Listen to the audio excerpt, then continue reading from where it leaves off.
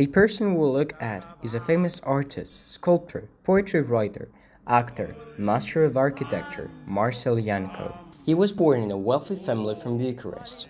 From the young age, he felt himself guilty for his wealth, and the idea of social justice was born in his mind. In 1912, Yanko started creating illustrations for a magazine, Symbol. At this period of time, he was deeply inspired by the works of Paul Cézanne and style like Cubism and Futurism. At the outbreak of World War I, Lanku, or in the future he changed his name to a more easily pronounced, Yanko, his brother Jules were heading to Zurich. This city would give birth to the group and culture of Dada. In Zurich, he started his architectural beginnings in the Federal Institute of Technology. He studied, as mentioned before, architecture. He was mainly inspired by the style of Gesamtwerk. Gesamtkunstwerk. This style was based on making from any building an artwork. There, he met his friends, which in future will be formers of Dada. In 1916, he and his group of friends have done something absolutely insane at the time. They have opened a cabaret. No, don't worry, it was worse. In the cabaret called Cabaret Voltaire, nothing was a taboo. Sex, death, any political theme was more of a must-have. The founder himself described the audience as painters, students, revolutionaries, tourists, international crooks, psychiatrists, the demi-monde, sculptors, and police spies. Dadaism. What is it? Is it a sound that a baby makes? Is it two different words, da, which from Romanian is translated as yes, yes? Nobody knows. What we do know is the conception of Dadaism. It is a movement that is concentrating in itself various art styles, but the principle they all follow is simple. If I say it is an artwork, then it is one. By the way, the weird music you were listening throughout the video is Dada poems and Dada songs. They have no meaning, they have no words. Usually the creation process of Dada poems was simple. You take a newspaper, you cut all the words out, you put it in a hat or a bag, you mix all the words, and then, one by one, take them from the hat and glue them on your paper.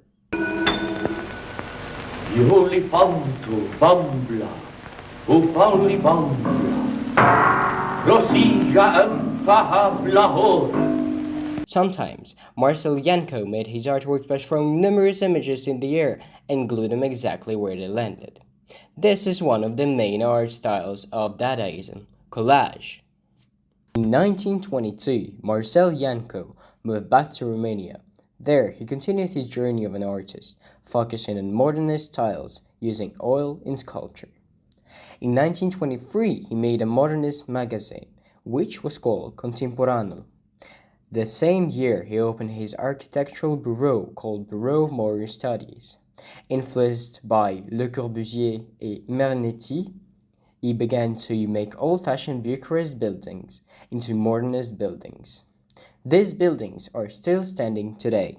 On the outbreak of World War II and the anti-Semitic movement in Bucharest, after his brother was murdered at the Bucharest pogrom, he and his family moved to Palestine. In 1948, under the British mandate in Israel, Marsel taught architecture, sculpture, and produced many sketches reflecting on his tragic experience in Bucharest. What you see on the screen is just some of the numerous art pieces he produced at the time. Nevertheless, these artworks weren't popular as some people tried to look in the future and not returning their eyesight into the past. The same year, the group of Hakim Hadashim, New Horizons, was created.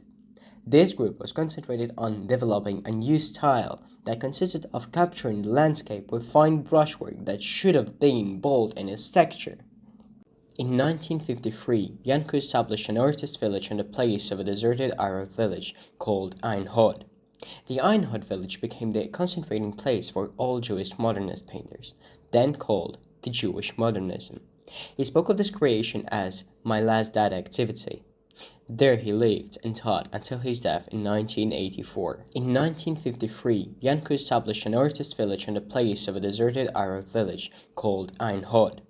The Ein Hod village became the concentrating place for all Jewish modernist painters, then called the Jewish Modernism.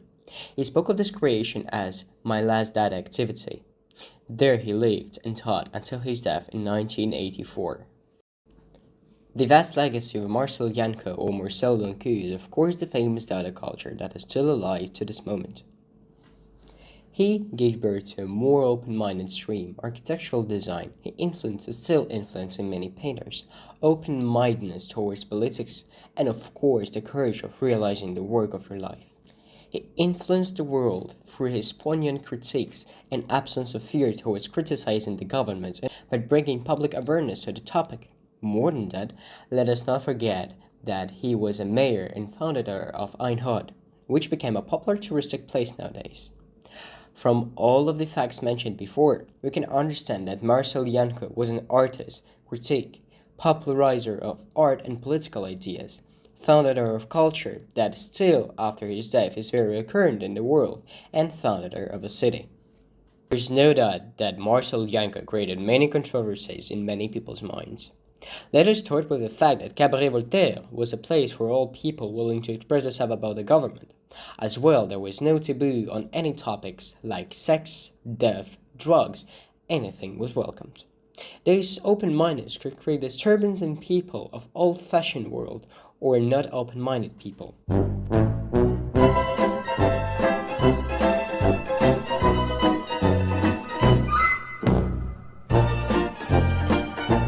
People willing to express themselves about the government as well. There was no taboo. There was no.